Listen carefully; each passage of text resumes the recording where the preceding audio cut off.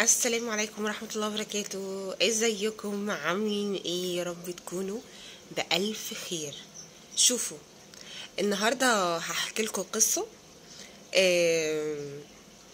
مهمة قوي ان انتوا تسمعوها، لان القصة دي موجودة قوي في حياتنا وبنقابل الاشخاص دول كل يوم.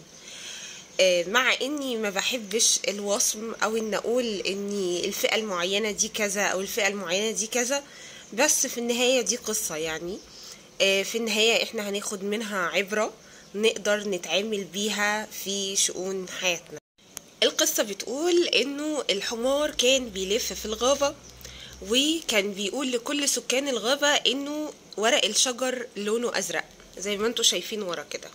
المهم اثناء ما هو بقى بيلف وبيقول لكل السكان ان الورق لونه ازرق، ورق الشجر لونه ازرق، محدش وقف له خالص الا النمر، وقال له على فكرة يا حمار، ورق الشجر لونه اخضر. المهم بعد خناقة كبيرة قوي اتلم فيها الحمير على النمور على القرود، قرروا كلهم ان هم يروحوا للأسد ملك الغابة علشان يحكم ما بينهم. سمع الأسد ملك الغابة شكوتهم، وبدون تردد حكم على النمر انه يتعاقب. الحمار بقى في منتهى السعادة، وقرر هو واصحابه الحمير اللي زيه ان هما يحتفلوا ويعملوا حفلة بمناسبة ان هما انتصروا على النمر، ورأيهم هو اللي طلع صح، وانه فعلا ورق الشجر لونه ازرق. طبعا ده بحكم الاسد. النمر الحقيقة يعني اتصدم، وفضل يقول ده ازاي؟ يعني انا مش مصدق اللي حاصل، ازاي ورق الشجر لونه ازرق، وازاي الاسد ملك الغابة موافق على كده؟ لكن ما كانش قدامه غير انه ينفذ العقاب. ولكن النمر قبل ما يتعاقب قرر انه يروح للاسد ويسأله هو بجد لون ورق الشجر ازرق؟ الاسد بمنتهى البساطة رد عليه وقال له طبعا لا، ورق الشجر لونه اخضر، لكنك يا نمر مش هتتعاقب علشان لون ورق الشجر، انما هتتعاقب علشان خاطر قررت انك تتناقش مع حمار.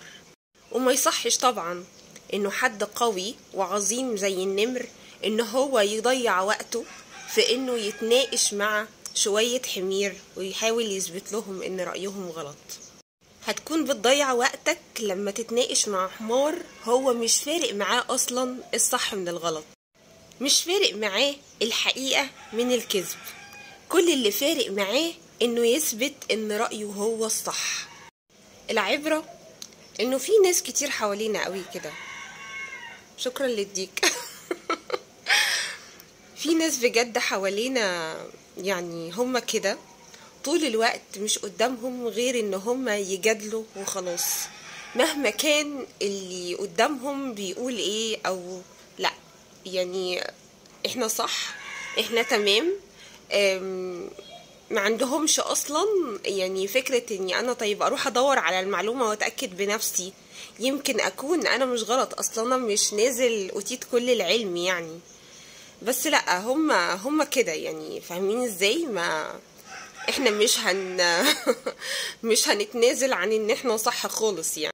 المصيبة انك مهما وريتهم ادلة ومستندات وبراهين تدل انه يا جماعة الرأي اللي انتوا بتقولوه ده فيه شيء من الغلط يعني، لا احنا تمام، احنا 100 مفيش مشكلة. تسميه بقى غباء، تسميه غرور، مش هتفرق، زي نقاشك معاهم بالظبط. للأسف القصة خلصت وكلامي كمان معاكم خلص. لو وصلتوا لحد هنا ما تنسونيش من اللايك والشير وتفعلوا زر الجرس لو مش مفعلينه، واكيد طبعا الاول تتأكدوا اذا كنتم مشتركين في القناة ولا لا. اشوفكم على خير ان شاء الله، والسلام عليكم ورحمة الله وبركاته.